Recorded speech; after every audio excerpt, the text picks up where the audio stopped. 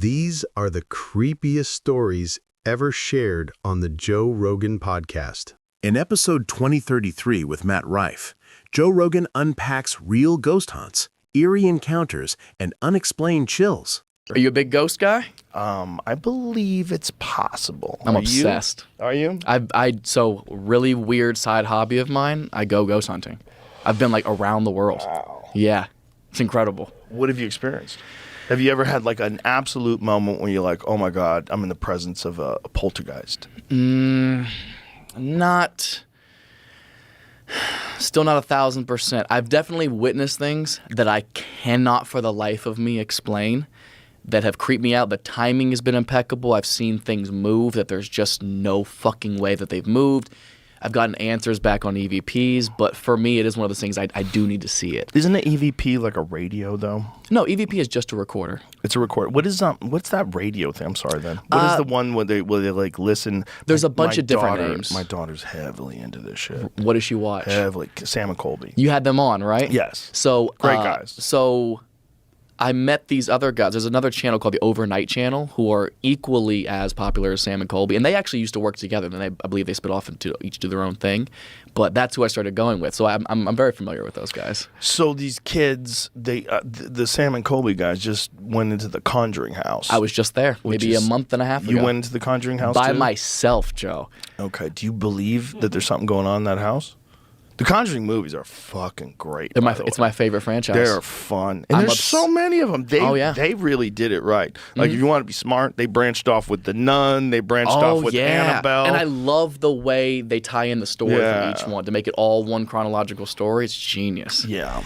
I will say I wasn't as scared as I've been in a lot of places we've been. There is some kind of solace to the house, but you get to know the history of it, and it does make sense that there'd be something here. I mean, it's on some ley lines of water underground. There was war spot there. There's apparently bodies buried on the property in the walls of the property structures and stuff. There's a lot of history that goes into it that just makes for kind of the perfect storm for some creepy shit. But I didn't witness anything that was that insane. Some items moved. Some cars rolled off of the children's dressers a couple of times on cue. And that's the one thing I do pride ourselves in these videos is so often we get absolutely nothing because we don't fake anything. So you only get to see the highlights. Like, there's so many times we'll go to a place that is so notoriously haunted and we'll be there for 10 hours and get absolutely nothing. And it sucks, but that makes when something does happen that much more valuable. It's so much more impressive. What do you think? So do you think a ghost is like the soul of a person that's left behind? Or do you think the ghost is almost like space and time because of a horrible incident contain a memory? And like that memory is almost like it like shows up in current time sometimes. There's a guy named Rupert Sheldrake. I forget what his field of study is, but he had this theory about things, and he believes that objects contain memories. Oh, interesting. And he's not the only one that has inanimate this. objects? Yeah, that things contain memories. And this is one of the reasons why, like, people kind of universally support this idea that if someone was murdered in a house, you must inform the people that are about to buy it. You have to tell them, hey, somebody got murdered in this house. Like, maybe you don't want to buy this house. Now, maybe you should think about it. Does the potential owner have to ask that information? It's a good question. I'd want to know. Yeah, I think it's a good question. I think they should have to inform you because there's something about someone being murdered in a spot that freaks us out. And this is my question. How you knew the conjured house was haunted, right? So you go there with this feeling and this expectation. That's what I always wonder about these things. Like how much of this isn't just imagining things. This is like the mind itself seems to have some unmeasured effect on the world. Yeah. I think the way you think has an unmeasured effect in terms of like this. There's energy that you put out. There's connections you make with people. They're very, very unmeasured. And you can manifest your own perception of things for sure. Yeah. So what my concern is like, if you go into a place with a pre-existing knowledge of ghosts, like you think ghosts are here, you think ghosts are real, you have this thought in your mind that you maybe experience a ghost in this place that's haunted. You're at this elevated level of anticipation. You're probably really nervous and kind of freaked out, and your imagination starts firing up. And I'm not even saying that these people are lying or that they're seeing things that aren't there. I'm saying maybe you make things show up. Maybe you see memories. Maybe you experience some horrible energy that existed in this spot 50 years ago, 100 years ago, that there's like ways you can tune into that. I could see that being possible, but to me, that's what's so exciting about it is like you go hoping for those solidified answers. You're going hoping to witness something that you couldn't have possibly made up. But you know why I think that? Too is like you never see them in the daytime. Ghosts don't exist on the street. Sometimes. Yeah, but not outside. They're never outside. That's a very good point. That's my point, is like you're always trapped. So you're always in this like weird space. Like if you had a wolf in your house, you'd be freaked out. You'd want to get outside. Yeah. Right? You don't want a wolf in the it's a fucking wolf in the house. Yeah. Anytime you're in a contained area, your brain has this heightened sense of like being trapped and awareness and how to escape. I mean, every horror movie's the same. When you got to get to the door, right? Everybody's trying to fumble with the keys and the monster's chasing them and they get it just in time, right? That is a reoccurring theme in the human mind. If you're trapped in a fucking house with a killer or a ghost or a wolf, it's scary. You know where that makes the most sense? We did the USS Hornet up in the Bay Area. Yeah. And we had the whole ship to ourselves, which I was so excited about because I love military stuff. I love history. I was so excited to go there and just witness it. And they sent me by myself on basically a game of hide and seek where I had to go find them in the ship somewhere after I had to count to 100 by myself.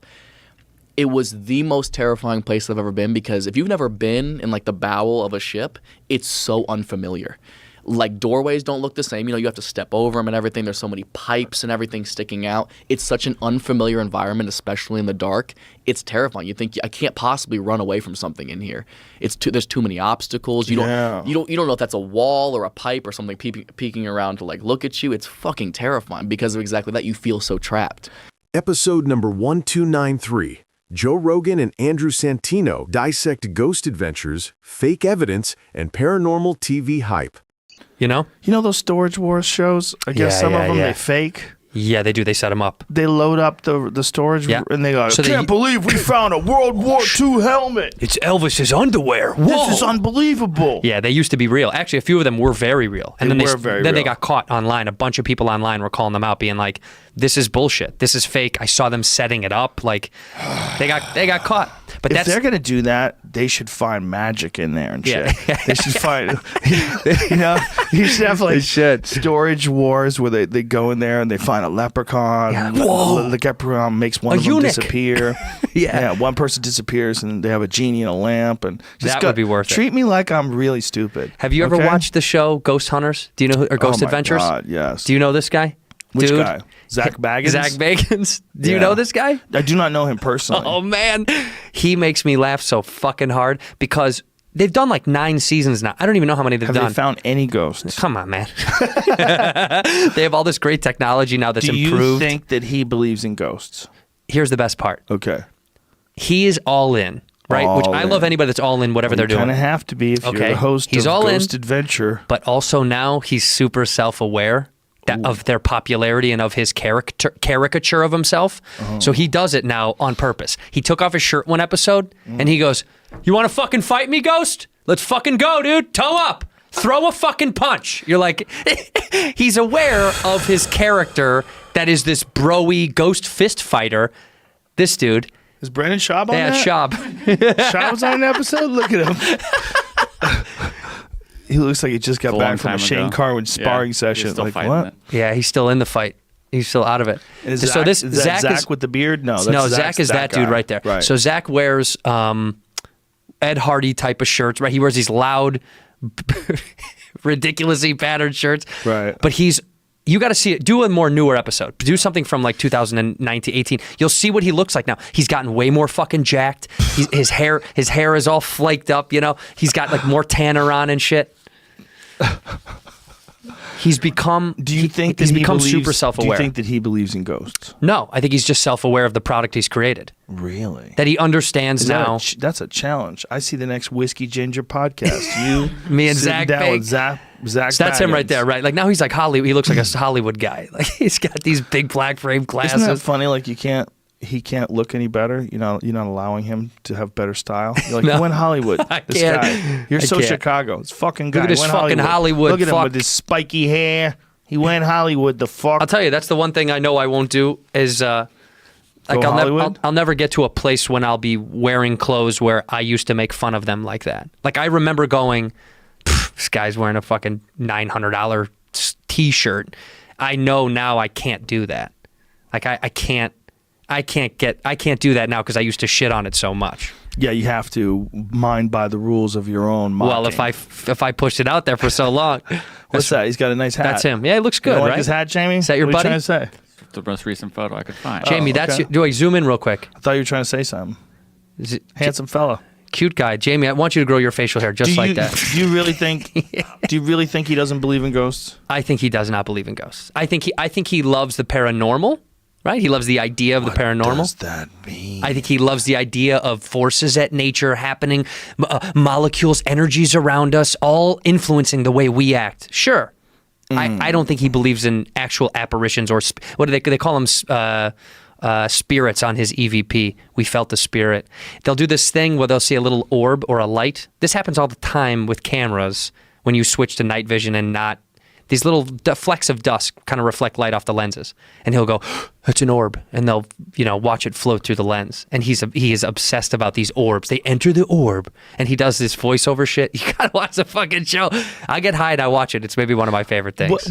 Jamie, you're a photographer. What's the scientific explanation for those little balls that show up in photographs? What is it? I don't have the knowledge for that, but it could be explained in lots of different ways. It's mostly probably like a light flare of some kind, just because there's just like or in this ghosts. Lens. Well, now I'm a believer. You stammered through that so badly. Yeah, I've just become Dude, a you believer. did a terrible fucking I job don't know the selling that. photography science, but like in this lens here, there's like 5 different pieces of glass. So there's just at whatever angle you're holding it, depending on where the light source is coming from, Right.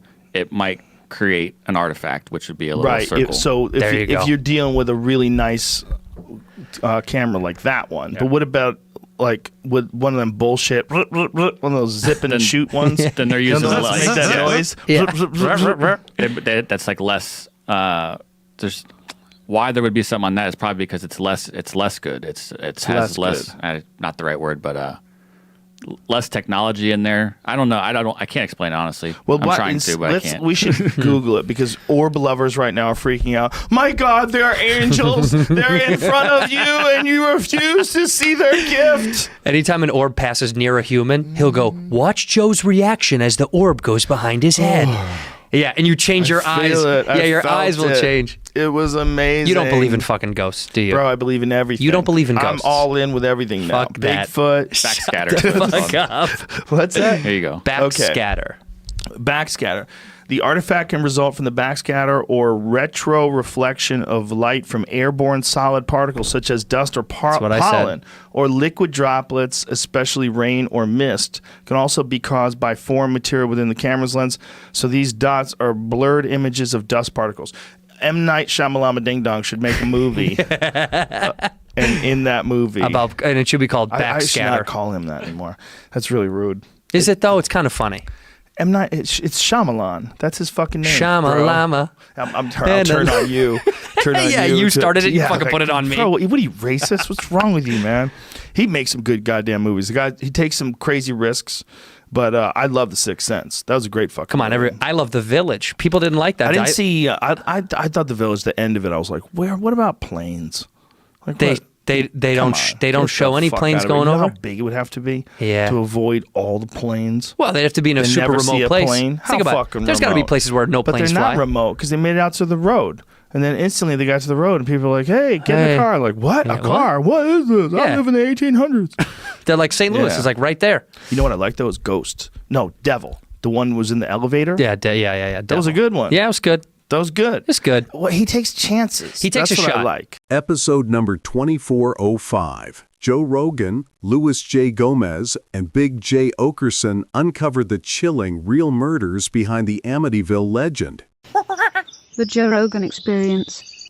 You don't want to buy a drug dealer's car. No. You don't want to live in his house after they repossess it. Like, no. Would you live in a murder house for a good deal, though? I almost bought a murder house. Yeah, I know. I had put in an offer, it was accepted, and I pulled out at the last minute. It was You like promised to keep it alive and murder your... It was a 300-year-old house. That was why I ended up not buying it. It was like, and there was a judge who lived in it, put a guy in prison, and when the guy got out of prison, he murdered the judge and his wife in the house.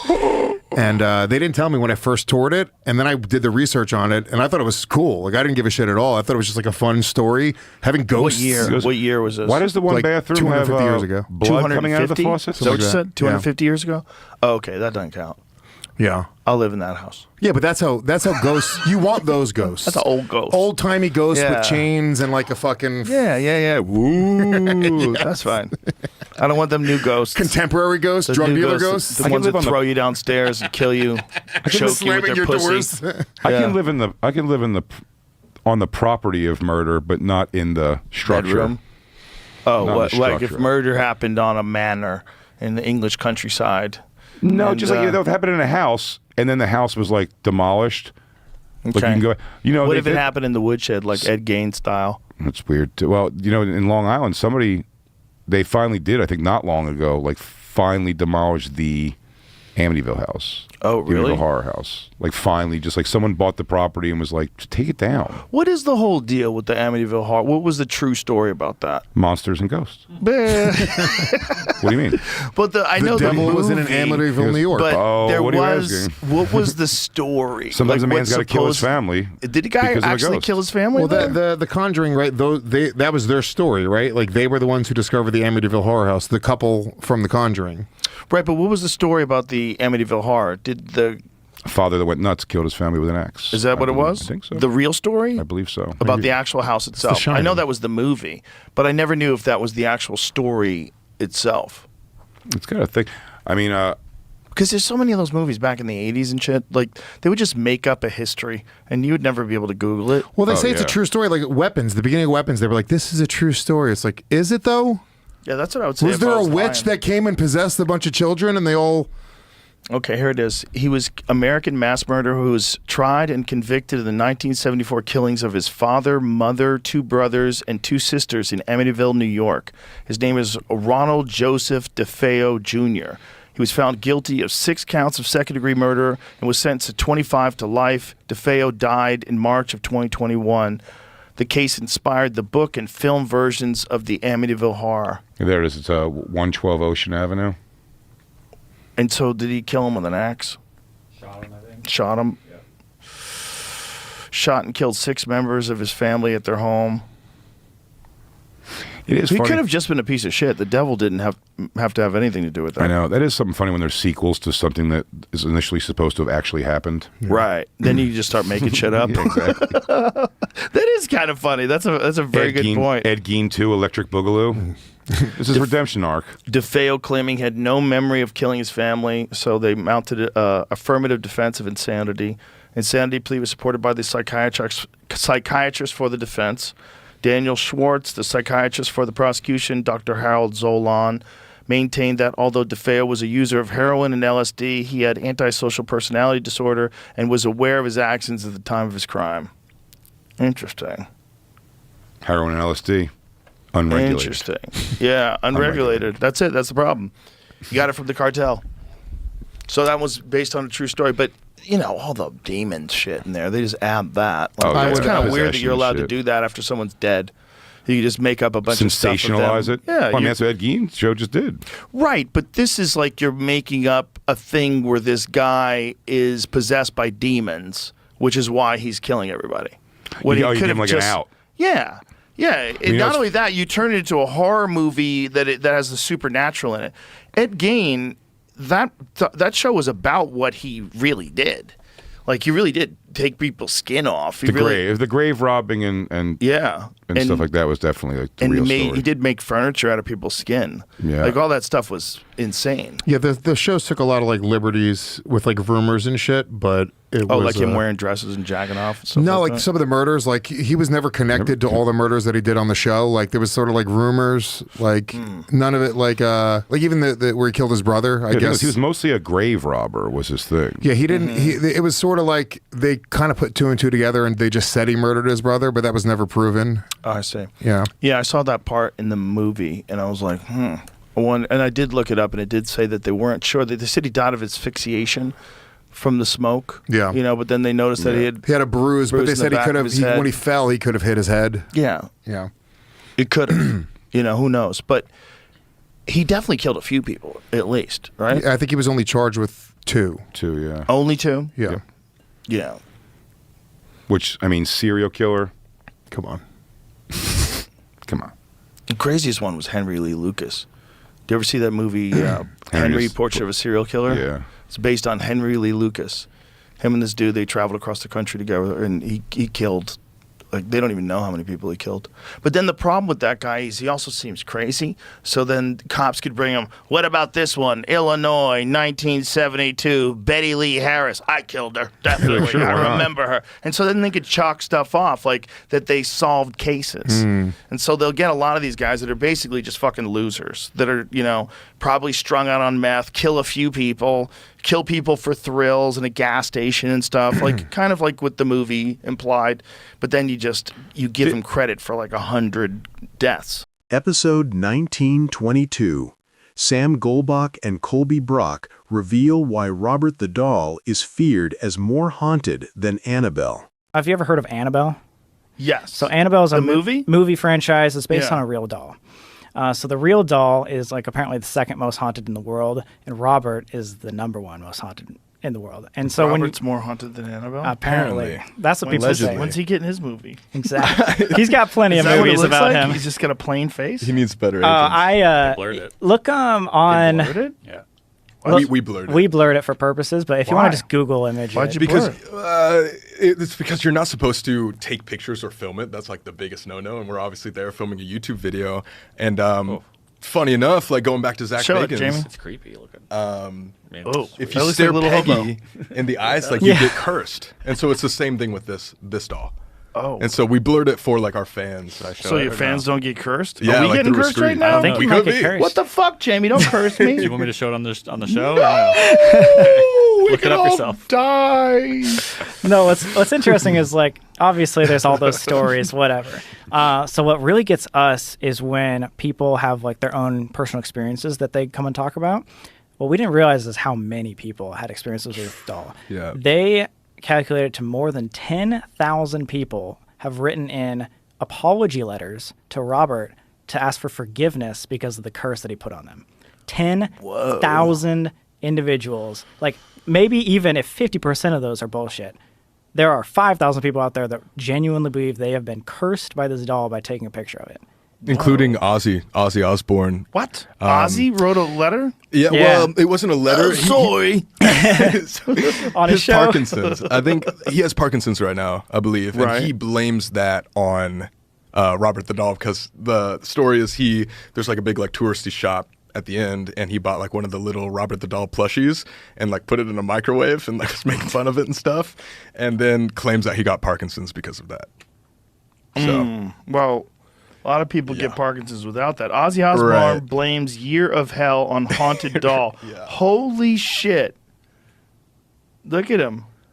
Oh my God. The Black Sabbath rocker was diagnosed with Parkinson's disease last year and underwent spinal surgery following a fall at his home. Makes the claim that his family's new reality TV show, I guess it should have said. The Osbournes want to believe. The show sees his son, Jack, 34, trying to persuade Ozzy, 71, mom, Sharon, 68, and sister Kelly, 35, to believe in the paranormal, including ghosts, UFOs, fairies, and werewolves. One episode sees Jack produce a doll named Robert that he reveals is the original doll that inspired the Chucky horror movie franchise. Jack says so the actual story of Robert the doll is that it's cursed by the spirit of his owner. If you disrespect him, make fun of him, take a picture without asking, or even handle him, you'll be cursed and terrible things will begin to happen in your life. Well, fuck that doll. Yeah. No, I don't need that doll in my life. No, thank you. But that's why we blurred his face. Right. So on you screen. were in the presence of this doll. Yeah. So And what is it like to be around this doll? it's definitely weird because like we've been in a lot of haunted places. But it's different when you're dealing with a haunted object because it's not like, oh, the building and the vibe we're in is haunted. It's more like this specific thing that's in front of me. And what is the story behind this doll? Like, why is it supposedly haunted? So this guy it's like a 3.5 foot tall doll. It's like a life size type of doll. It's really weird. He gave it to his son, and the son's name was Robert Otto. It was like Gene Robert Otto. Gene Robert Otto, or Robert Gene Otto, and he gave his first name and his clothes to this doll. And so the kid and the doll became best friends for years and years and years. And he basically embodied this guy and just became Robert himself. But over the course of his childhood and all the way up until I think he left his parents' house to go to college, he would have horrible things happen to him because of this doll. And this doll was allegedly taken from like Germany at this the shop, the company. It was like it was called the Steiff, Steiff. the same company that created like the original teddy bear. Yeah. Created this doll. So from the original teddy bear company, he brought this doll from Germany to give this guy in Florida, and throughout his entire childhood, like chairs would be moved, like all these horrible bad luck things would happen. Like he would almost. To the parents, it would seem like he was arguing with someone in the room, and they'd hear two voices. And then when the parents would run into the room, it was just him and the doll. And Which is creepy because the parents would say that they heard like their little kid's voice and then like an older, deep, like man's voice. Oh, Christ. Talking back and forth. And apparently that was Robert. But the big theory about Robert is that he was also one of these like egregore in an object sort of like, I don't know, creatures, I guess, puppets, I guess you could say, because Gene would always blame everything that he did wrong on the doll. So, like, if furniture would be like all around his room or whatever, his parents would come and try to ground him, he'd be like, no, Robert did it. And so all that negativity going towards this doll for his entire life, like, is why people believe that it has, like, evil to it. Like, it manifested this evil. Episode number 1351. Dan Aykroyd shares his unforgettable ghost encounter inside Mama Cass's famously haunted home. Yeah, no, I love them. Absolutely. Yeah, how about motorcycles? I don't fuck with them. I was about to get one. I had took a bunch of lessons, and I was going for my license, and then two friends wiped out. Well. Yeah, and got pretty significant accidents. And one guy that I know got hit by a car by an old man who ran a red light and T-boned him and sent him flying through the air and snapped his femur. No, that would turn you off. I've been riding since I was 19, and you ride in L.A.? I can ride anywhere, but I prefer to ride in the country up north in Canada. Where I'm living. Is that where you live part-time. these days? Half and half here, half there, kind of. LA, little more in the States because of the travel with the band and that. But I'm there with my dad in Canada a lot, and we have the old family farm, but with the haunted farmhouse, and I've got a book for you. Well, let me say that there's residual energy from the people who've lived there in the past. So you hear footsteps and voices and creaks and doors closing and that, and many people have had experiences in it. So there's a reason why people don't want to live in a house where people were murdered. No one was killed in that farmhouse, but many people passed there. But even that weirds people out. But absolutely, if you have a house where people were murdered, and this is why there's laws, you have to divulge. I had to divulge. Did you? It wasn't because of a murder, but when I sold our house in Los Angeles, we lived in Mama Cass's old estate on Woodrow Wilson Drive, and we sold it to Beverly D'Angelo, and she's been on the Celebrity Ghost Show talking about the spirits that were in that house. What happens? Jewelry will hop around on the table, shapes will be seen, you'll feel a touch in the shoulder, that kind of thing. The staff felt it. And I had an experience one night where something got into bed with me. I was alone. I don't know what went on there, but I just figured, Sexually? a little bit.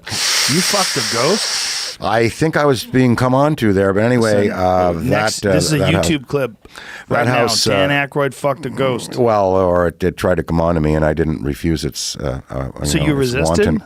You know what? I just snuggled up next to it and went to sleep. You spooned with it. I did. I felt a shape. I looked and saw the depression. I saw the depression in the mattress, and I felt a shape, something next to me, like felt a form next to me, and I nuggled. No, not that night. I was working on a picture and went to bed early. But I was alone in the house. You're laying alone in bed, and you're working on a film. I'm lying there. What film was it? It was something that I'd been working down at Universal. I don't know, maybe Dragnet or something like that. Okay. So you're working on Dragnet, you're lying in bed, and then there's like a weight next to you. I feel a weight next to me. I turn and I look. Like a person is laying in bed. I saw the depression. There were two, yes, and there were two spirits that might have been there. Maybe Mama Cass herself, although she died in London. And then there was another guy that apparently, a rumor was he died of a drug overdose at a party, and they buried him in the hillside. Oh. And my daughter saw him walking with a little red-haired girl down the hall once, and we think that he might have been there. But anyway, when we sold the house to Beverly, there was a right in the California real estate document that we had to sign. By law, you have to divulge any unusual activity in the house. So I had to sign a clause in there that said, yes, at the beginning of our tenure in the house, we did have experience. Yeah. So she bought the house anyway. She's still there. She's very happy. So you had to sign papers that said you had unusual activity. If you sell a house in California, you will look in every real estate contract. There will be a clause that you must report unusual activity. So that is a state recognized. What if you do acid in your house? What's that? What if you do acid in the house?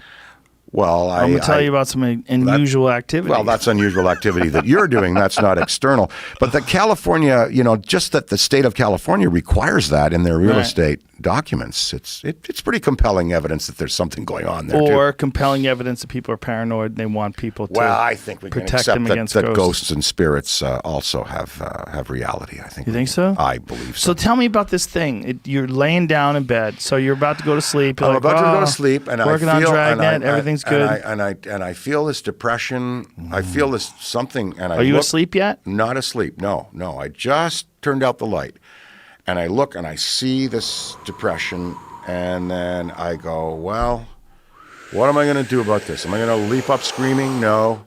I rolled over and I just kind of snuggled up against it and went to sleep. And I slept like a baby. So sleep. There's a scene in the Ghostbusters movie where I'm lying down in an old fort, and then this ghost hovers over me, and in the director's cut, I think the belt comes off and the pants come down. I think. Whoa. Yeah, so sex with ghosts. You didn't get nervous? I may have been so tired. I may have been so resolved and resigned. I thought, you know what? There's no point in panicking. There it is. Yeah. Ghostbusters bedroom scene. There we go. Oh, yeah. Okay, jeez. Look, you handsome devil back there. Oh, that's how good. Yeah, pants.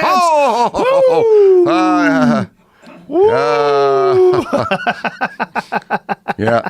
There you have it. So that's you. You just accept it. Yes, that's right. I just accepted it. That's the way to go, man. I mean, why fight it? It's spiritual. It's true. So, did you smell it? No smell. Just the sense felt the weight. Felt the weight and saw the depression, and then did you feel anything on your body? I did. You feel I felt a form. Yes, I did. Form. I felt a form next to me when I snuggled up next to it. You didn't push away? I did not. Did you push against? I actually kind of wanted to see what it felt like, if there was something there, and I did feel something there. Did it feel feminine or masculine? It felt masculine, hard. Oh, you were cuddling with a dude. Like a dead biker, maybe. I don't know. Maybe it was the guy who died in the hillside. I don't know. Could be. I just wanted friendship. They say male or female. They say in the old days, men used to just sleep together. They would just actually sleep. Like not. Well, like there's Ed Davis and Abraham Lincoln were partners, and they were law partners, and they slept in the same bed many times when they were on the road. Yeah. Well, it's probably cold as fuck back then, and it was hard to keep the room in that heated. part of the world. Yeah. Yeah, just have a couple blankets and you stay heated together. Yeah. Mm-hmm. So when you woke up in the morning, did you feel refreshed or violated? I had slept beautifully. I woke up and maybe better than ever. Pretty good. Yeah, and I told some people about the experience, and And there were people that worked in the house and that were there, and then that lived and that knew there was something going on, but They knew nothing quite vivid. you and a ghost had something happening? After I told them, yeah. So they knew something was going on. Well, because they'd hear the Stairmaster going by itself. The exercise? The ghost exercise? It apparently, yeah, and a hand on the shoulder, then the sighting my daughter had, then, other little things like jewelry dancing on the table. We knew something was going on in that house, yeah. Oh. So you're 100% in on ghosts. I am. Episode number 2020.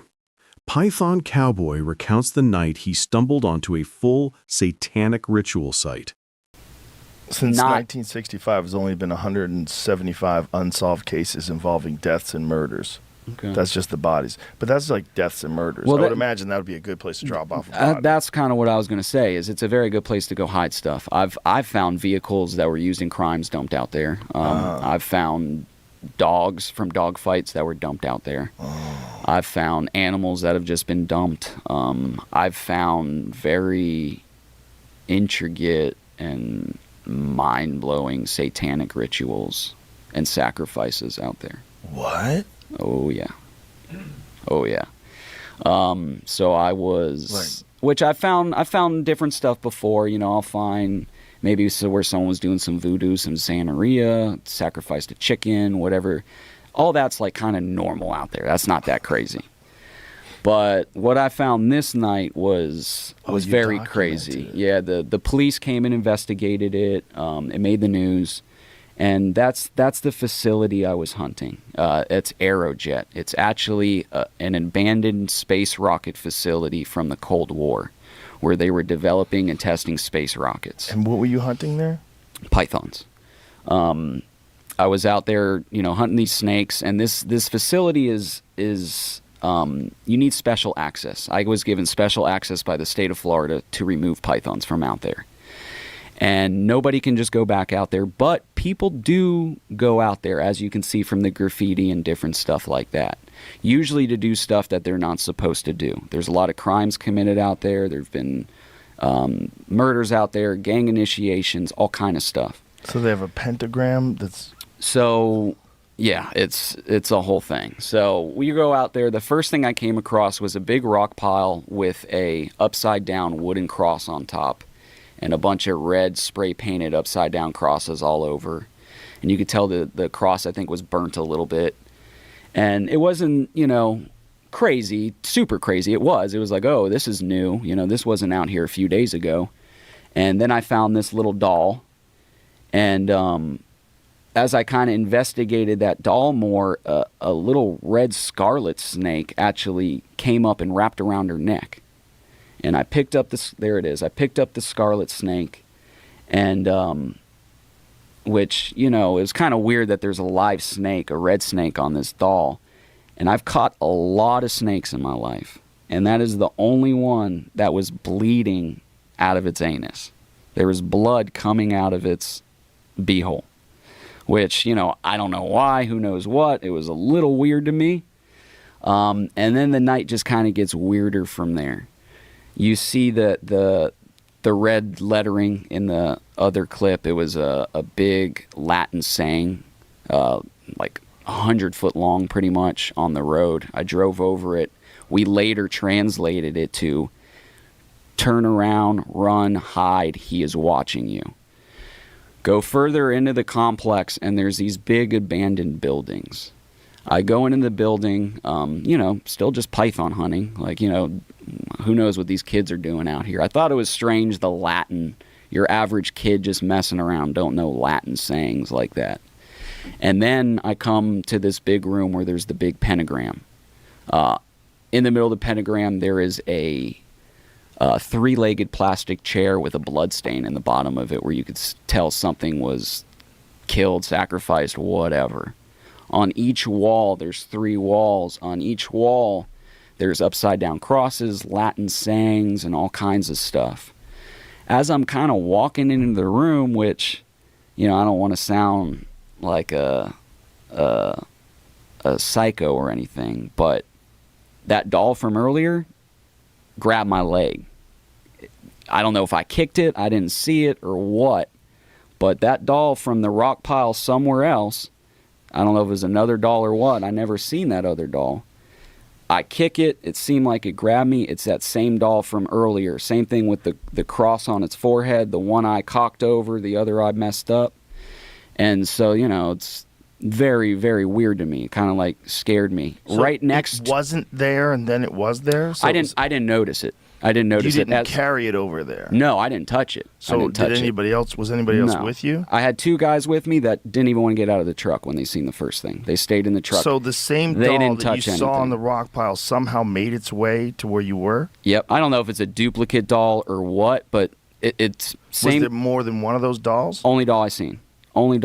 I'm not big on the whole supernatural thing, so I'm real doubtful of it in the first place. But to me, it was the same doll from earlier. I did not see it until it hit my foot.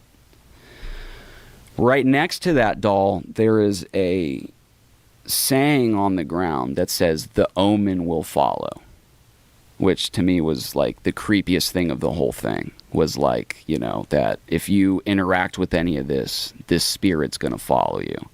Which I'm Christian, I believe in God, and I wasn't worried. I know the good Lord has my back. But very strange, right? Very strange. As we go through, there's all kind of different stuff. In one of the rooms, there's a sleeping bag with something inside of it. I don't think it was a body, anything like that. Police went out there, investigated it. I didn't investigate further past that. Something was inside the sleeping bag, and on the walls there was, looked like red spray paint. And it said, she was only 9. We gave her to the devil, like basically talking about sacrificing a child. And then you have this little girl's gown that's nailed to the wall with like a dark red stain on it.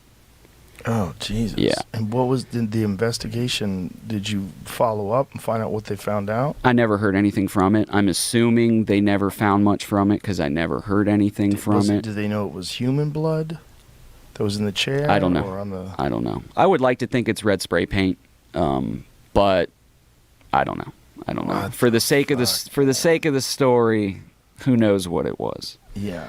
So we continue on with our hunt. We end up starting to get out of there. The guys are like, "Dude, we want to go. We don't like this shit." I'm like, "All right, let's pack it up. Let's go."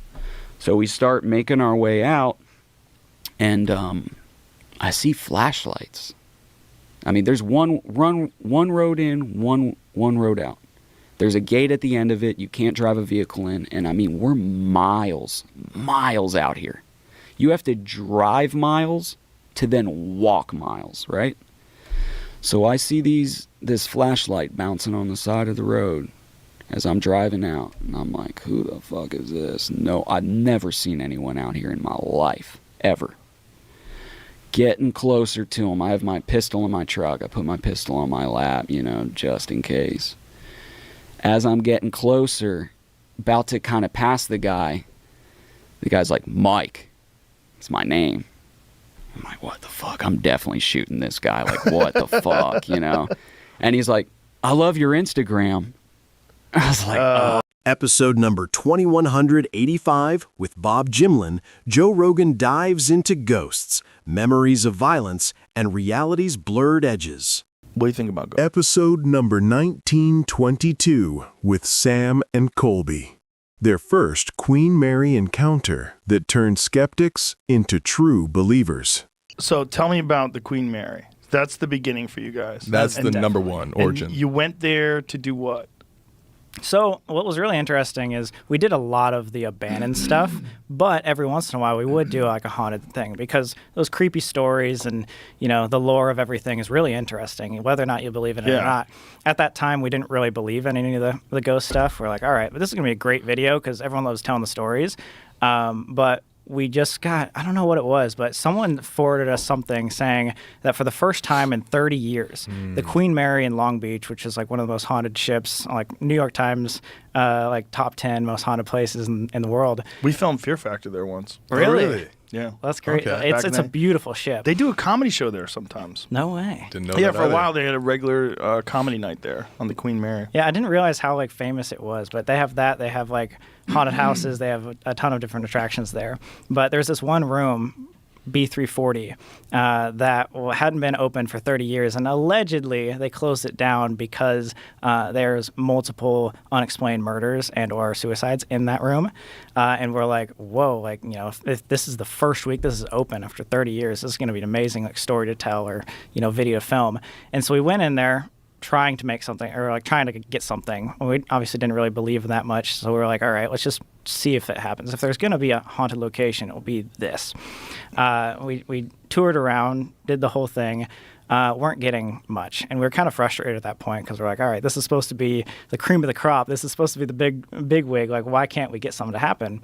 And so it was 4 o'clock in the morning at this time. We've been trying for hours of just sitting in circles, like asking out. And we didn't like, have okay. any equipment at this time. This is like the first place we ever went to. So we were just like meandering like the hallways being like, is anything here? Yeah, like just trying to seeing if get something to anything happen Right. on camera. And nothing was happening. And so we're like, fine, I guess. Let's do this. Let's just like leave. Like it's fun to tell the story. Let's just leave. And so we turn off the camera, start packing up. We start walking towards the door. And as soon as we we're about to like get out of the room, the faucet turns on like full blast for 4 seconds and then turns back off. And we all like actually like, you know, freeze and freak out. 2 of our roommates that were there at the time like just immediately started like crying. We ran in. We were like, okay, how is that actually possible at all? Maybe that's a sign of like, it doesn't want to be filmed and it doesn't want us to leave. So maybe let's just not film this and try one more time just for the heck of it. And so that's what we did. But this time it worked. And to like the weirdest extent, we just like put away all of our cameras. We sat in the most serious tone saying like, okay guys, like before this didn't really believe. So like if this is happening, let's have something happen. And so we all sit in the dark together and we start calling out questions. And we're like, okay, like, is there anybody here? And we hear a knock. And so we're like, okay, maybe that's something. Very faint, though. It was like a tap. Like a tap. And so we're like, okay, let's just run with that. Can you tap more than once? And there was like 3 taps. We're like, okay, this is really weird.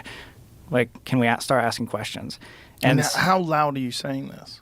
Like, is it possible that someone could have heard you from another room? That's what we thought. So going, like, we were talking probably like this, but then there was times where we talk like really quiet. And like, we tested everything. But so what we did is we decided let's ask questions using these taps. So we said tap once for yes, tap anything more than once for no. We had a yes or no conversation for 35 minutes with something that we cannot explain. Mm-hmm. And we did everything because we were skeptical at this point. Did you film any of this? We didn't think so.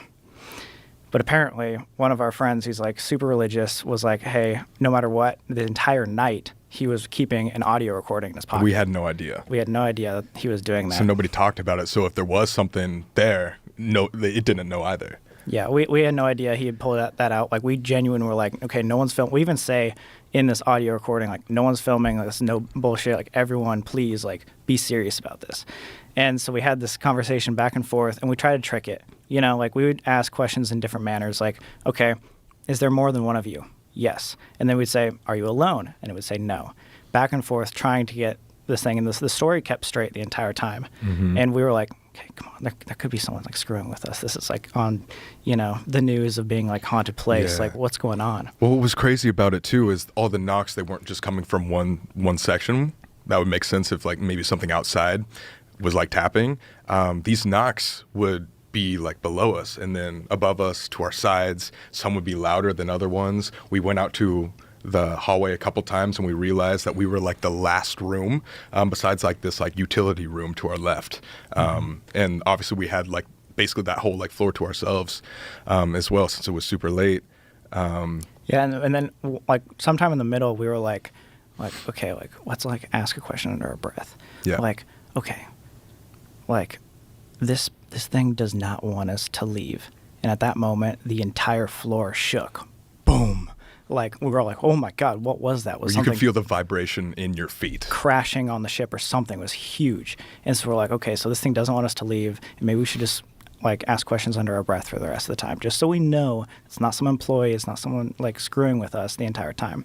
So fast forward to the very end, we were like, okay, we've had a bunch of conversations. At this point, we really believe if this is truly something, I want to know something about something deeper than just yes or no questions or just like something silly of like how many people are here.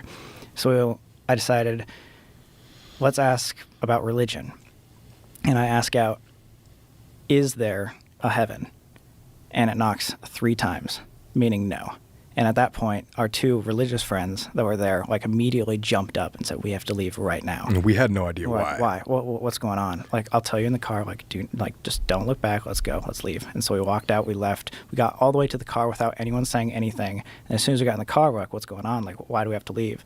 He's like, well, in the Christian religion, anything like demonic or evil is supposed to, like, basically disprove that there is a heaven in order, And so what they were saying is, like, we don't think this is some like spirit or something paranormal there. We think it was something that was trying to lead you away from heaven or Christianity. Demonic territory type thing. But that also just depends on what you believe in. Obviously, like, our roommates were very, very Christian, very religious. And so when they heard the knocks saying no, they thought it was just kind of like a sign from like a demon to like steer us away from God, saying like this does not exist. And so they without question ran before we could even, like, we kind of were wanting to stay there to ask more things. It was really interesting because this is your first experience with anything paranormal. Well, first very believable one. There has been plenty of times where we hear things or like, things are scary.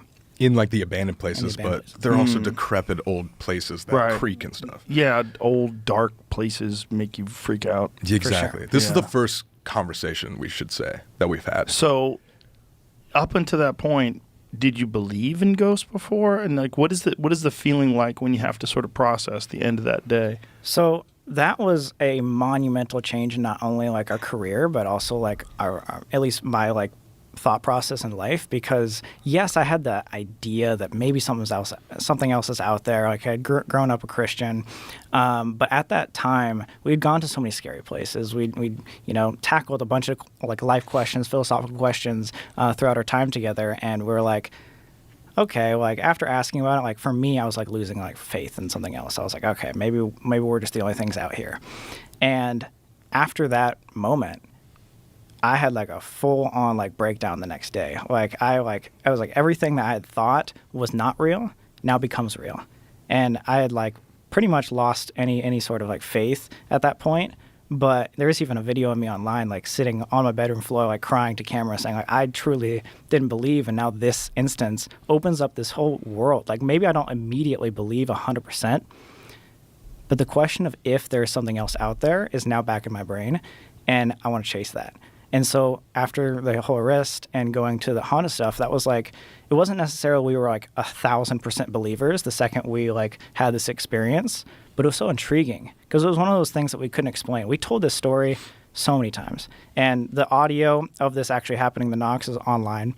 So many people don't believe it because they weren't there, and we wouldn't believe it if we weren't there. And so we understand that people don't believe us when we talk about these things. Yeah. However, just the idea that it could be real and the idea that it could happen again is what's so intriguing, and is why we got into it. And we're like, okay, if we can just keep doing this and keep getting more and more proof, like that feeling of hope of like, okay, there is something else out there. And it is not just, okay, we're just going to live and die here on the planet. Yeah. It's so special. No matter what you believe in, no matter what religion you have, it's like we realized that experience for us, it taught us that there is something else. It's more spiritual than anything. And we wanted to spread that message as well to as many people as possible.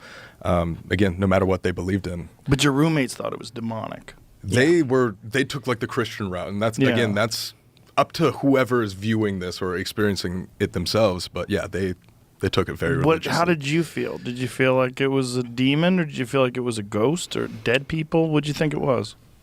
I don't know. At the time, I definitely thought it was like a demon because these 2 guys are like yelling at me, saying like, dude, this is 100% without a shadow of a doubt like a demon. And I'm like, well, I don't know exactly what I believe in. Like, this is already like rattling my brain right now.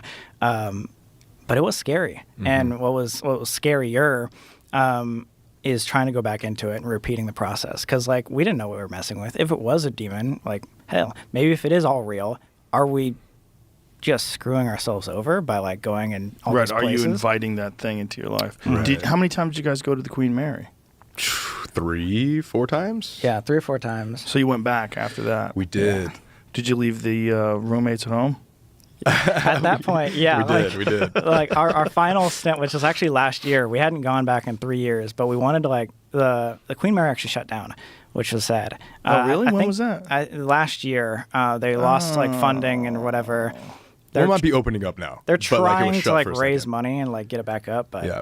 so we thought this was the last time we'd ever see the ship. So we're like, let's go say goodbye to the thing that literally started this whole adventure for us. And so Colby and I went back alone Same to room? B340. Same room, alone. Like Do they repeating. rent that room out to anybody? They do now. But for 30 years they didn't. For the 30 years. We were like the first people to get to it. That's so after crazy. 30 years. But again, that's all alleged as well. Like, who knows if it's like a marketing ploy? And again, we were so skeptical that like Sam and I, when those knocks first started to happen, like we were like looking under things. We were like, this room has to be bugged. See if you can find anything about that room. So find anything about the Queen Mary Outside of what they have. Okay. room 340. Yeah, it's B340. B340. So they told you that there was multiple murders that took place in that room? Yeah, if you Imagine pull that up a you guys picture, were just like an hour away from killing your roommates. Oh my God. Literally. Yeah, like if we You know, kept one going more at hour, it, just like kept asking questions. he just turns on us. Says goodbye. It just starts talking to you. what the room looks This like. is That's the what room. the Yeah, Oh yeah. God, it gives you chills. What does it say on the wall? so Is you that can scripture. Well, they have What does it literally say? experiences of each like different family. Yeah, there's a ton of. Oh my God! So it's like openly haunted. Yeah. So anytime someone has like a crazy experience that they deem notable, they'll write it on the wall. There's oh, our there's our thumbnail thumbnail right right there. It's the Bloody Mary wall. Yeah, and they have instructions to do Bloody. It's definitely cheesy a little bit. Like they have the Bloody Mary like Bloody challenge on it. Mary. What does that mean? So Bloody Mary is like this challenge that a lot of people used to do like as like children or whatever. You like go in front of a mirror, turn the light off, have one candle, spin around 3 times while saying Bloody Mary, Bloody Mary, Bloody Mary. Oh, so it's Candyman. Exactly. Pretty Candyman. much, Yeah. yeah. So it's the evolution of Candyman. And so that's like gimmicky, obviously. But there's That's a the lot of faucet. stories all over the. That's the one that turned on, yeah. And so this room, is there any documentation that people actually died in that room?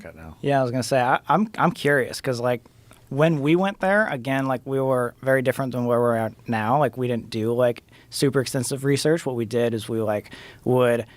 We'd take the article that it says it is, but obviously we're not Right. going back and fact checking that. And then we'd go and talk to the employees. And so most of our stories were all like firsthand encounters with the employees that were there, or things that they would tell us rather than, And the employees seem to believe it. Oh, Oh, yeah. Every for sure. employee like we've met pretty much at all these haunted places are true believers. Those are the ones that said like they could see stuff following us. So yeah, people that work there like are super into like the paranormal and stuff. That's so. what's fucked, right? Because there's only a handful of those people that are there day in, day out. Right, Mm-hmm. right. Like, and you can dismiss that. or it's like, or it might be real. Right, right. That's the thing. It's just the thing that gnaws at me. It's like it's so easy to dismiss ghosts. Oh, ghosts are bullshit. But the problem is there's so many people that say they've seen it over so many years, literally hundreds and hundreds of years. It makes you wonder, because if there are multiple dimensions, and if life is, if you are a physical body that's carrying around a soul, like where does that thing go? yeah, if energy doesn't die, where does it all And go? what happens if something horrible takes place? Like there's some crazy traumatic moment, gunshots and stab wounds, and like where does that soul go? Is it possible that things get trapped Right. in between worlds, and that these people that work in these places or you guys All right. experience them? Exactly. Episode number 1377 with Rick Baker. Joe Rogan dives into classic horror makeup from Nosferatu to Frankenstein. I've been a fan of yours forever, man. I was a huge Star Wars fan when I was a kid, and you inspired me. When I was young, I really wanted to be a makeup artist. I wanted to do special effects and the kind of stuff that you do. Well, I had no idea. Yeah, man. I think it was probably Star Wars that kicked it off for me, because I, like many kids, a lot of people today, we're so removed with first VHS and then DVDs and Laserdiscs and now streaming. It's so easy to watch movies. But when Star Wars came out, we would go see it over and over and over again. It was like a little contest between a lot of the kids that I went to school with. And I think I saw it 13 times while it was out in the movie theater. But I became fascinated. I've always been fascinated with comic books. I always wanted to be a comic book illustrator, and I always loved like those fantasy novels, like Creepy and Eerie, you know, those graphic novels. But I really became fascinated with special effects and particularly makeup after your work. Well, you know, it's kind of the same thing for me. I mean, I grew up I was born in 1950, you know, I grew up in front of a TV, but it was a little black and white one, you know, and there was always the monster movies on Saturdays, you know, or Sundays, and that stuff just hit a chord with me, and I just said, I have to do this, you know. What was the first thing that you did? First ever makeup kind of thing I did? Well, I mean, you know, I'm an only child. My mom wasn't supposed to have kids because she had a bad heart and stuff, but they wanted children, but I was very shy. I stayed in my bedroom. I couldn't talk to an adult and stuff like that. Yeah. The very first thing, I got interested in makeup, and I got some just white grease paint and black grease paint and smeared it on my face. And just with a layer of grease paint on my face, when I was looking in the mirror, it wasn't little Ricky Baker anymore. And I could do things that I couldn't do without this shit smeared on my face, you know? Wow. And it helped me overcome my shyness. But I mean, it started with that. But I mean, I wanted to do something more, you know? So I ended up I made my first mask, I think, when I was 13. And it was Curse of Frankenstein.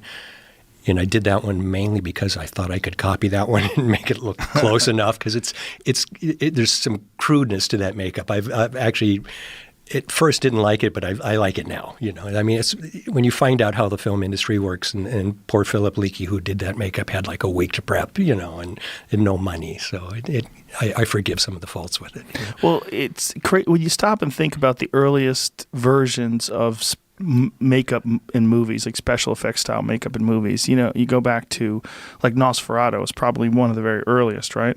I mean, they really didn't have anything to go with. There wasn't anything to copy. Yeah. They kind of had to make it up. Yeah, and I mean, you know, the thing is, the Nosferatu is it's a great film. It's a great film, and still to this day. Yeah, and the look, you know, I mean, it shouldn't work by all. Right. You know, it's like a big hook nose, you know, and like you know. But it works great, but yeah, and same thing. I mean, Lon Chaney had nothing to work with, you know, right. Spirit gum and cotton, and he did to this day some of my favorite makeups and some of the best makeups. And I think the limitations in a lot of ways made the makeups work better. You know, I mean, now we can add so much stuff, and I find that happens so much now, like with that Face Off show and stuff. Mm-hmm. People, it's more like about how much can you pile on someone's face, you know. But sometimes the most effective makeups are just the teeniest little bit of things that you do, and let a lot of the humanity show through. Like Lon Chaney in Phantom of the Opera. Great makeup. Yeah. That's a terrific. And Chaney was just brilliant anyways, yes. You know, and great at making scary faces. That's how I learned to make scary faces, watching Chaney movies. Yeah, and he's another one. It was like there was not much for him to go on. It wasn't, he was kind of like a pioneer. Yeah. I mean, for sure. And I mean, again, like I said, it's still some of my favorite makeups. That and, you know, Jack Pierce's Frankenstein's monster. Yes. Again, crude materials, you know, and he, you know, it was, and you know, poor Boris Karloff, what he had to endure. I mean, that isn't none of the makeups he did on Boris were comfortable, you know, with cotton and spirit gum and collodion. Collodion, I don't know if you know, you might know what collodion is because of your fight background kind of stuff, but it's a plastic. They used to use it to close up boxers' wounds and stuff.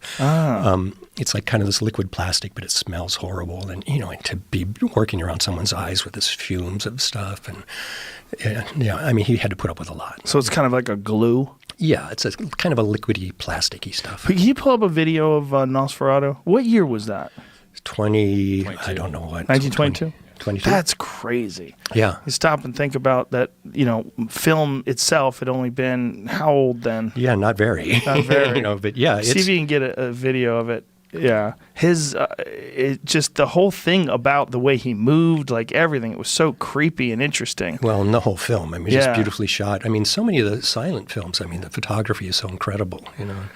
I mean, I wonder what they did with the fingers. Like, how'd they get his fingers? Well, I think those are just his hands at this point, you know. I mean, later, I mean, in like the John Barrymore, Dr. Jekyll and Mr. Hyde, I remember reading in Famous Monsters, which was again my Bible. Right. Did you get Famous Monsters at all? Yes. Yeah, I did. Oh yeah, you said creepy and eerie and all that. Sure.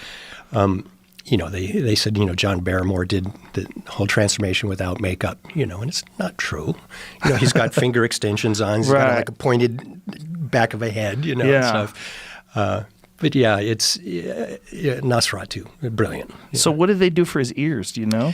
Well, I'm not sure what they're made out of. Same with the bald head. I mean, I know rubber existed then. I mean, you can kind of see. I mean, he's got. I think it's probably just like a slip rubber, which is like Halloween masks are made out of ears and bald head and nose. Yeah, some sort of prosthetic nose, right? Yeah, and those big pointy teeth. But again, I mean, if you really kind of analyze it and look at it, you think this is stupid. It'll never work, but it works great. And I also think it's because Max Schreck was great. He does some really cool things with his hands and stuff. Well, if nothing like this existed and it was dark out and you saw a guy like that in your house, you would freak out. Well, I mean, that's I'd freak terrifying out just if I saw somebody in my house anyways. Yeah, someone smiling would freak you out. Yeah. Episode number 2389 with Sal Volcano. A ghostly hand squeeze leads Joe to joke about alien visit number 1424 with Tom Papa. Why kids see ghosts.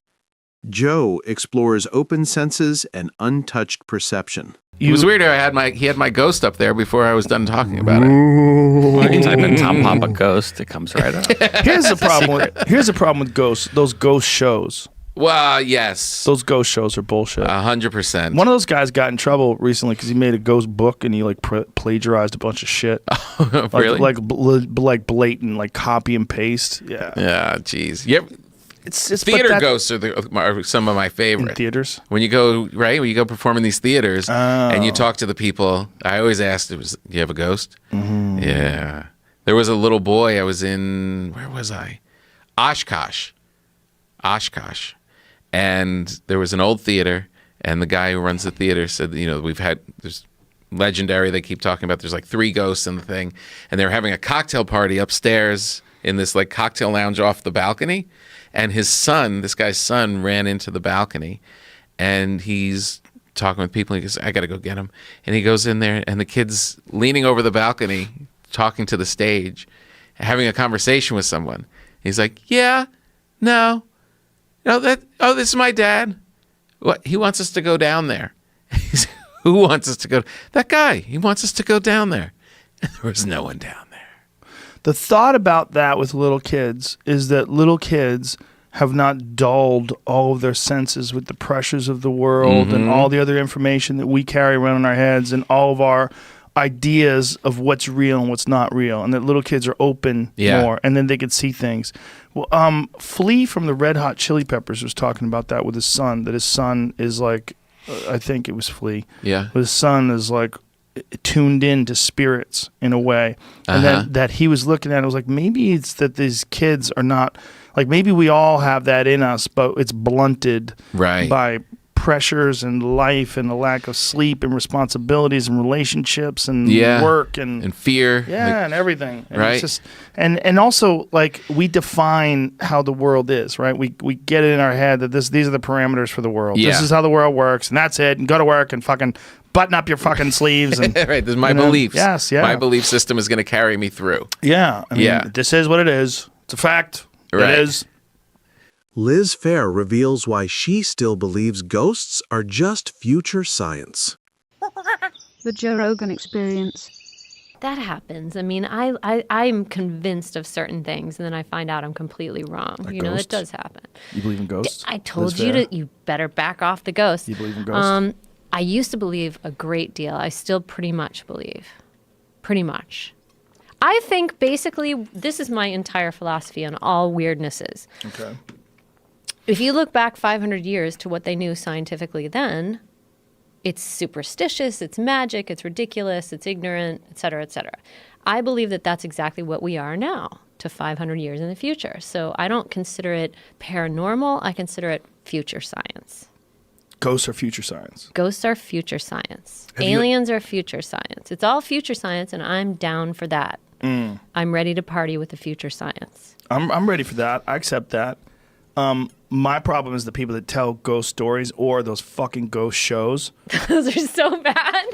They're so faked. They make me They're angry. so painfully faked. I really believed it for a while. Like, I really absolutely bought into it, hook, line, and sinker. Oh, I yeah. was like there watching there's all different kinds of ghosts, like the ones that look like Ewoks, or not Ewoks, which are the ones that are the first movie, Star Wars, and they like wore their little robes and they were busy. They were like, oh. you know, the first ones Right. they're like, What were those we're things? selling robots. Yeah. I don't know. They didn't really have faces. They just had like cloaks. There were the robot sellers. Well, Yeah. apparently there are Yeah. ghosts that are little cloak creatures, and they scare the crap out of me. The cloak ones do? They move fast, and I don't understand what they're doing here. Like, but I mean, you can But you explain believe in them? demons. You can explain demons if you think about like dog ghosts or wolf ghosts or lion ghosts. That's a demon? Could be. They growl. They have like weird eyes. They're hostile. They scratch you. Animal. So you have a real belief in ghosts?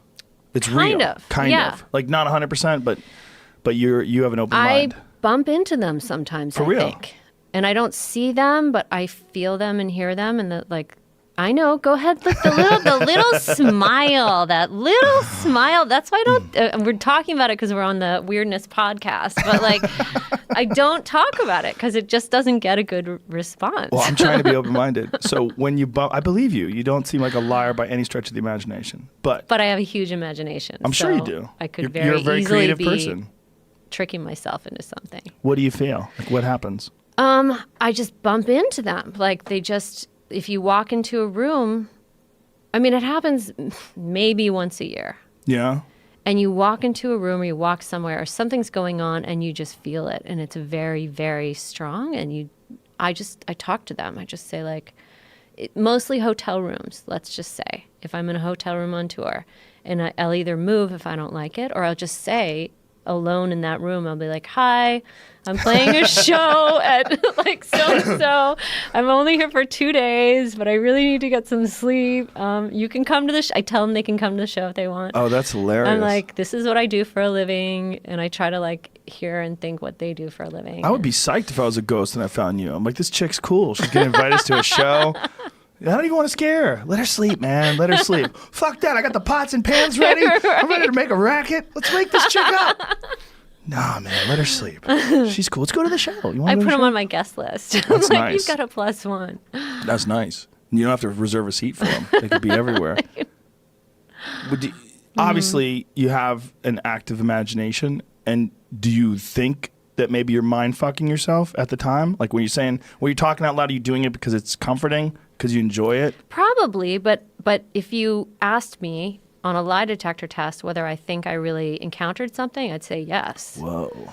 For sure. I mean, there's been enough experiences in my life that it just seems like just part of future science. There's a guy named Rupert Sheldrake. He's a scientist, and he believes that things have memory. He thinks that everything has memory. He thinks that's why people don't want to live in haunted houses, don't want to live in a house where someone died. He thinks that objects have memory. I agree with that. They can't express it, but that they have it. I agree with that. It might be. Well, like we haven't. I think it's less the object retaining it. I mean, it must be retaining something. I think it's more our psychic ability to perceive The the energy. past. Yeah. That's what I think. I think it's more like you see the chair and then you can psychically feel what happened in that chair. I'm not really sure how to, like, you're not seeing the chair imbued with some aura. You're actually looking into the past. Yeah. That's what I think. Because I've had dreams that were like prefiguring. And Prefiguring. I think you can dream, if something's impactful enough, I think you can dream. Okay, let's say something really bad happens to you. Imagine something horrible. Okay. I don't know, this studio explodes. Okay. A couple months maybe before then, you might have a dream, or let's just say something goes really, really wrong or bad. Nothing traumatic. You might be able to have a dream ahead of time that would be how you would synthesize that traumatic experience, just as if it had happened before and you were dreaming after the fact. Before. You've had that happen? I have. What'd you have it happen with?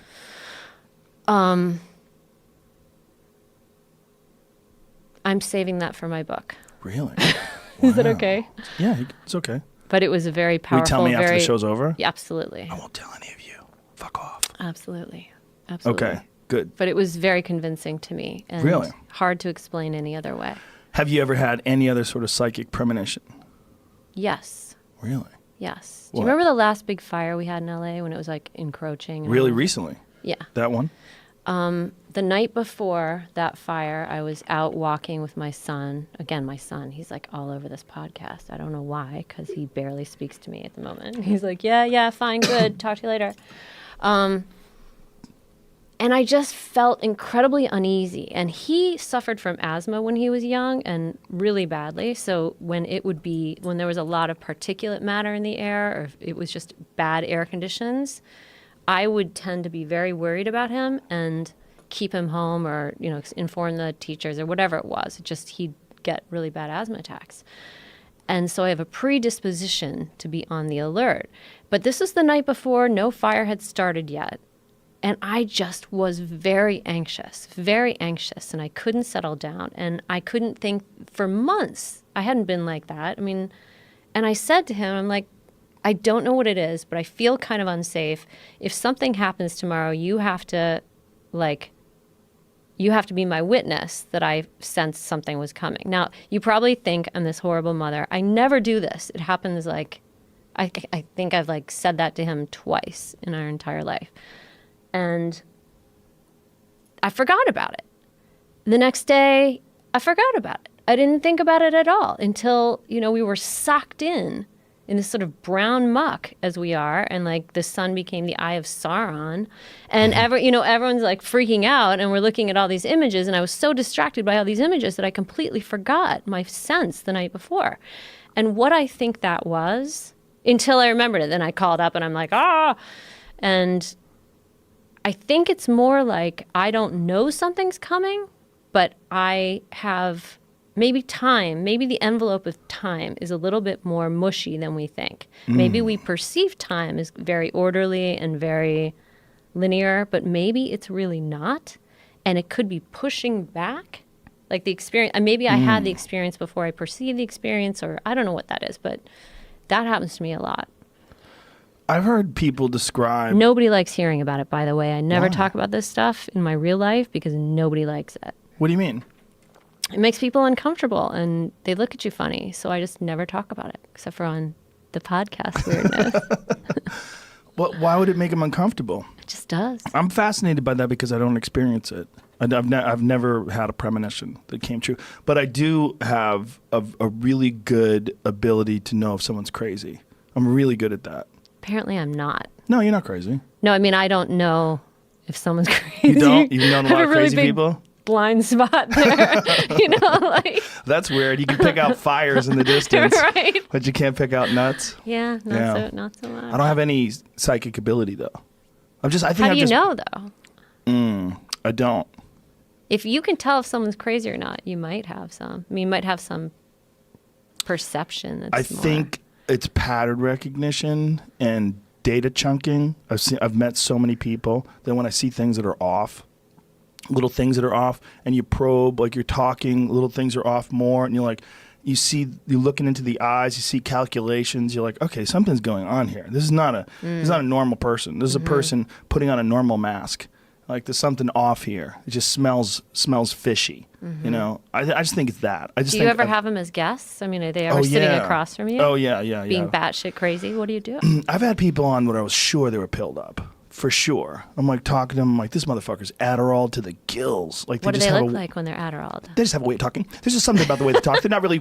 Liz Phair's it's not what it's about. It's not about me. It's about the future. It's about children. It's about the society. What I'm trying to do is be an entrepreneur. I want to build businesses. They just start. InfoWars. No. Alex Jones, we got him high and drunk. And he was talking about interdimensional... Here on the show? Yes, live on the show? Is that what goes down here? Yeah. Am I oh, look at this. I am in a den of iniquity. Look at this. We've got some that's something. What is that? Episode number 1353 with Rob Zombie, revisiting the oldest horror classics, from Nosferatu to Frankenstein's iconic monsters. So when you were saying that you collect films and you have films, do you go back to like the really old ones like Nosferatu? Oh yeah, I and love shit like silent that? movies, Yeah. and now they're easier to get because I always loved Lon Chaney, but so many of the films are hard to Yes. get. I was showing my kids Lon Chaney 2 nights ago. What movie did they Well, watch? I was showing them the original Wolfman, and I was showing them Jekyll and Hyde. I was showing them some of the Lon Chaney Jr. Well, was, Lon I Chaney think, Jr. was the Wolfman, but original his Wolfman, dad, but who yeah. was in like Phantom of the Opera Phantom and of the Hunchback of Notre Wasn't Dame. he Jekyll and Hyde as well? That was Lon Those- Chaney, right? No, Frederick that- March. Oh, was? Well, it depends. There's the John Barrymore, silent Jekyll and Hyde, but you probably didn't show you. The Frederick March one is great. It's so perverted. Is it when he's like really? with the prostitutes and stuff. Isn't that the one you showed your kids? Like from the 30s? Oh yeah, for sure. From the 30s? Is that After what- they watch porn. Well, there's the boring one with Spencer Tracy as Jekyll Is it and Hyde. boring? It just compared does- to the other one. The other one's because anything that's sort of like the pre-code stuff is really We watched amazing. the beginning of the Spencer Tracy one because it was so strange. There's actually when on iTunes you can watch a preview, but it's not really a preview in its old films because they didn't have previews back then. So it's just a scene, and it's a scene when he's becoming Mr. Hyde, but he doesn't look any different. Yeah, he just kind of messes up his hair. He just looks a little meaner, The like- Frederick March one is one of the best ones ever made. It's so Mm. good.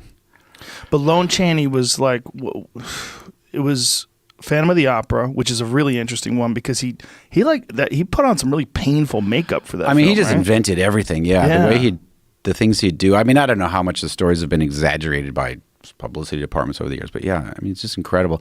And movies like The Unknown or The Unholy 3, like you can get everything now. Forever, it was like impossible Yeah. to see these movies.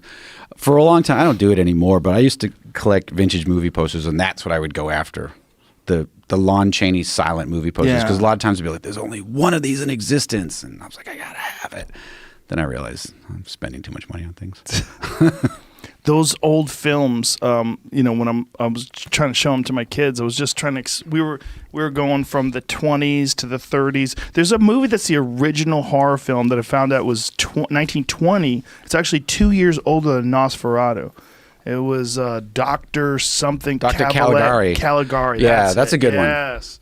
Yeah, we watched a little bit of that too. But I just wanted to show them how weird it is, like the progression of film, particularly like scary films, because when my kids were real little, my wife was out of town, and I said, do you guys want to watch a scary movie that's not really scary? And they were nervous. How old are they? At the time, I think they were 5 and 3, or maybe 6 and 4, somewhere around there. So I Throwing down the test. Do you want to watch it? But I knew it wasn't going to be really scary, Yeah. so I put on the original King Kong from, what was that, like 1933, I think, something like that.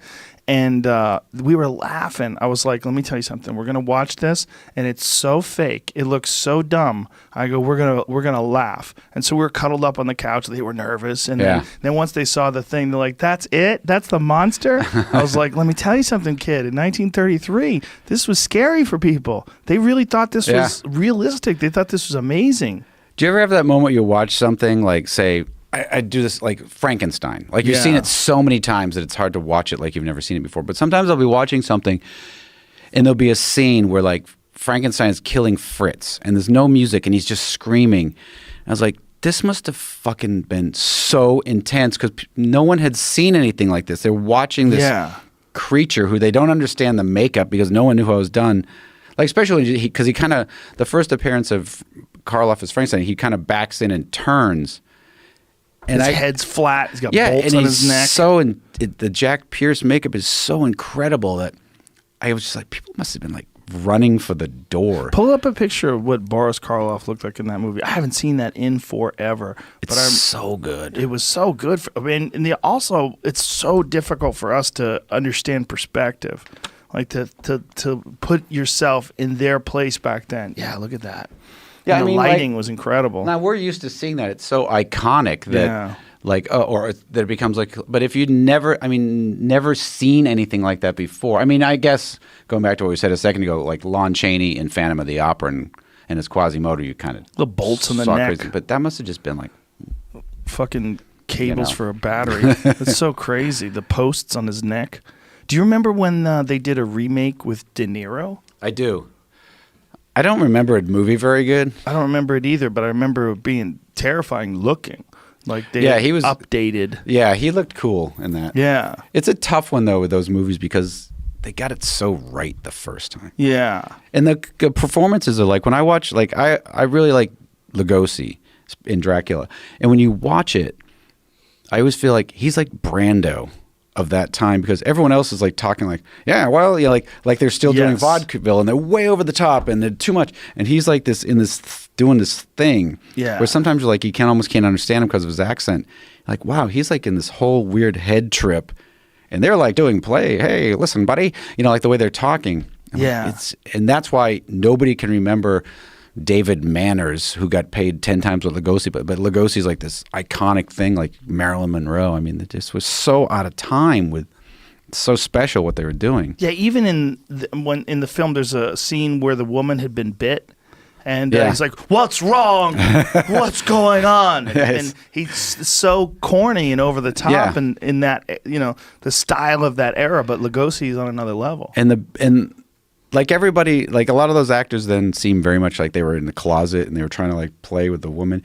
And Lugosi has that vibe, like I'm gonna fuck everything on this set before I leave this movie. Like he just reeks of like I'm Hungarian and I'm gonna nail every actress in this film. Yeah, and he's a fucking powerful vampire. Like he bought into it. Like he was in the role. He was in the headspace. And a lot of those movies, another good one's like The Black Cat, where like the same guy was in the Dracula's in it. And he's so like swishy and over the top, and Lugosi and Karloff together are so intense. It's like there's two different movies going on. This weird Hollywood movie and this weird thing these other guys are doing, man. It's like Brando and Apocalypse Now. Like he's making a whole different movie. Him and Dennis Hopper. Yeah. It's cool to just go back in time and see the progression of horror to go from those films. Like I still think Nosferatu to this day is one of the coolest vampires ever. It's so incredible looking.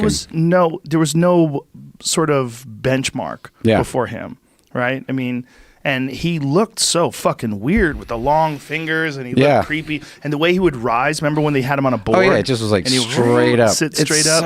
It looks incredible, and I love the Herzog remake with Klaus Kinski.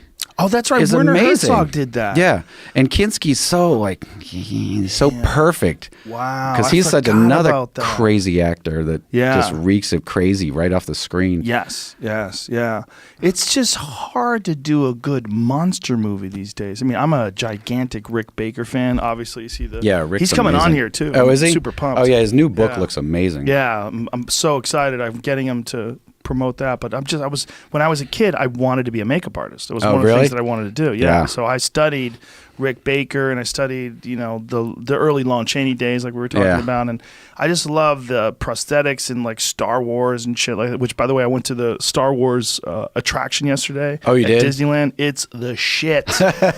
Woo! That fucking Star Wars ride. The ride is incredible, man. It's simulated though, right? Yes, I it's can't simulated, do it. but Simulated rides throw make up. me want to just. I won't throw up, but I'll feel like I want to for the rest of the day. It's awesome. So my kids were steering. They got a chance to steer. They were the pilots, and you're slamming into fucking because they have to coordinate. One goes up, one goes left and right. So up and down is one kid, and left and right is the other. Are they next to each other in the cockpit, or are they separate? Like how next to each other, Han and pretty Luke close, but they're screaming at each other.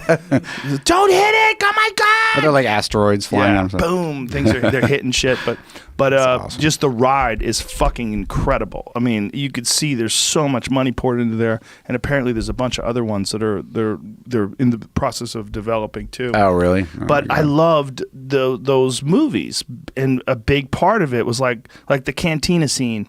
If you went to that now, you'd be like, oh my god, it's obviously a mask. Like their face doesn't look like. It's like that weird werewolf guy. Yeah, no, but they're not moving. But back then, I was like, this is amazing. This is the greatest thing I've ever seen. I can so clearly remember seeing that movie for the first time. Oh, yeah. Because I was like, you come out of. I remember coming out of the movie like shell shocked, like everything I thought about everything just changed. Yeah. Life will never be the same. That's another movie that's so hard to put in perspective. I've watched it with my kids now, and it's like you got to bring them back to the 1970s when this movie came out. Yeah. Like you don't get it. Like back then, this was fucking insane how good it was. Yeah. People would watch. I mean, I watched it like I think we had like little competitions with our friends to see who could watch it the most amount of times. I think I saw it like 13 times. Yeah, I mean it's crazy. And someone gave me a Blu-ray of the original before Lucas did all the extra stuff and ruined it. Somehow they had cut together. Somebody went to all the trouble of getting like a Japanese laser, and they cut together a Blu-ray of exactly the movie as it was in 1977. What did he do differently in the new version? Enhance some of the special effects. He added that scene with the digital, Jabba the Hutt, and just like there'll be like the Tauntaun that's like there's just little robots and bullshit everywhere that wasn't there in the original. And now, what seemed so badass for effects in whatever it was 2000 now looks super bad. Cheesy. So cheesy. But the stuff from 77 still. That's why I always want to, like, you watch 2001, you go like, how can this still look better than everything? Yeah. These are literally models shot in 1968 or something. Well, Kubrick knew the limitations of the visual format. And so he shot things in a way where he wasn't willing to compromise the way something looked to show you something that like sort of like the King Kong animation. Like that's the best they could do back then. Yeah. But Kubrick figured workarounds. I just read this new book that came out, well, maybe 6 months ago, that's all about the making of 2001, and the book is so detailed. I wish I could remember the title of it. And it's amazing the amount of time, like it's stuff you take for granted now, just how they had to make the digital readouts on the computer screens. Because that stuff did not exist at all. So the amount of time that went into just simple background things that nobody cares about, it's just mind-blowing. And just the weightlessness scenes and how they did all that stuff, which still look amazing. No, it's still an incredible movie, and it's also a time capsule, right? It's like it's one of those films that it's great, but it's also great and a time capsule. Yeah, I love it because I love all of his movies for the same reason, because they take over the viewer. Like most movies, they're like you watch it and it's doing what the movie thinks will make you happy. Whereas Kubrick's doing stuff like, well, this is what it would be like to be in space. Yeah.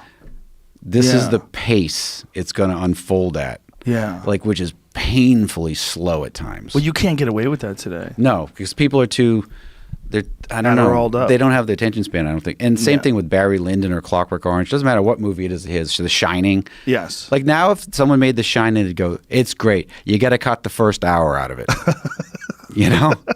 Too much We're going to build start up. it with the red rum scene. Yeah. Started with a hatchet slamming into somebody. Yeah. The opening shot would be, and then go 3 Scatman months earlier. Crothers, Yeah. Getting hit with the axe. Yeah, they would do that. They would go 3 months earlier. They would do that. It's cool to see though, like those films, they did what they could do with what was available. Whereas with now, the problem with CGI is they use it.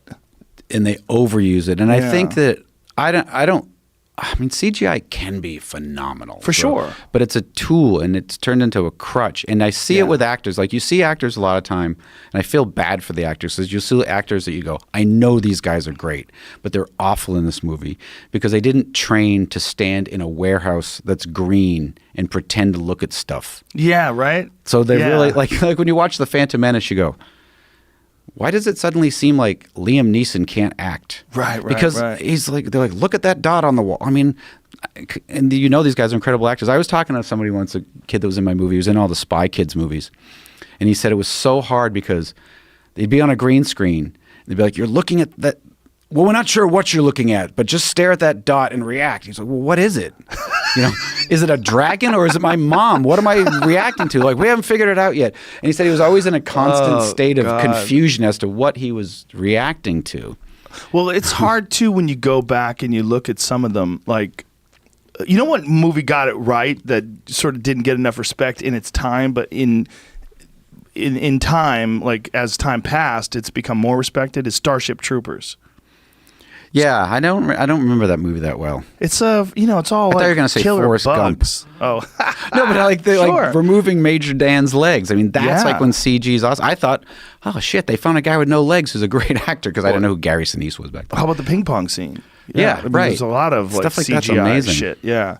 The what I was getting with monster movies though, it's Pat McGee, he's the guy who did that werewolf, the one that's out there. Oh, yeah? He'll make them for you, like he makes models. Oh, really? Oh. And we had this conversation about it. We were saying that you can see CGI, and even if it's awesome, your brain knows it's CGI. That's funny. That I have that same thought that it's something subliminally your brain knows it's all fake. Yes, like Godzilla. Whereas like Godzilla, like when you know it's a guy in a rubber suit crushing things. Like if you watch the original one with like when they cut in Raymond Burr, there's something so dark and fucked up about that movie. Yes. Because everything's that's real fire. There's actually three-dimensional objects blowing up. But when it's so big and fake, like I always say, like what's scarier? A giant CG creature that you know you will never see, or like a maniac with a pillowcase over his head holding an axe coming at you. Like your brain goes, that could happen. I get it. Yes. The other thing's like, well, that's like Roger Rabbit. That's not going to happen, you know? It's not, it might be cool or it might be big, but it's not. Like one of the scariest horror movies of all time is Alien. Yeah. And in the first few encounters they have with the creature, you don't even see the damn thing. Because you couldn't show it that much like the shark in Jaws, but when you see it, it's like it's actually there. Yes. And you can feel that its jaws are right in front of Sigourney Weaver's face. Yes. It's not like she's looking at nothing and her eye line's a little off because it's a tennis ball and a stick she's looking at. There's something about it really happening in the space that I think people can feel it. And Sigourney Weaver I think Sigourney Weaver in Alien is the greatest female action hero star ever, because you bought it hook, line, and sinker. Yeah. She was a scientist. She wasn't supposed to be this heroine that's out there just fucking things up and killing everybody. And she wasn't supposed to be super hot and sexy and young. But she was hot enough. Because she became tough, and it made her. But like the whole. I remember when Alien came out. It was kind of like when The Thing came out, and all the reviews were bad. If you remember. Was it really? Yeah. I mean, the reviews are everything are bad when you go back and look like, oh, there's no redeemable characters, or they're all cartoon, these cardboard characters. They rip everything apart.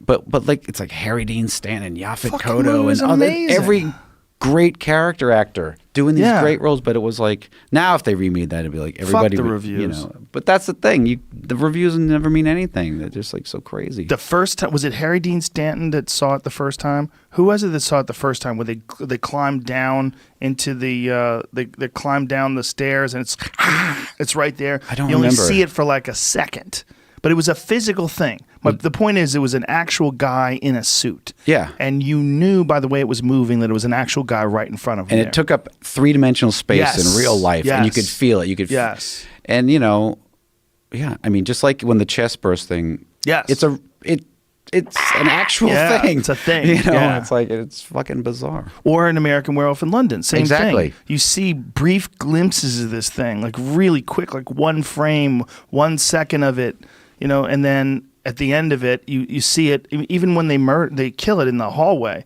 or in the alleyway. Spoiler alert. That's you only see it for a couple seconds when it stares at her, and then they gun it down. Yeah, that was like the heyday for effects. Everybody I know who does effects, it was like The Thing, American Werewolf in London, or The Howling was like the thing that made and Fangoria when that started, and you started really getting articles on stuff, and like Rob Bottin and Rick Baker became like rock stars to the horror nerds.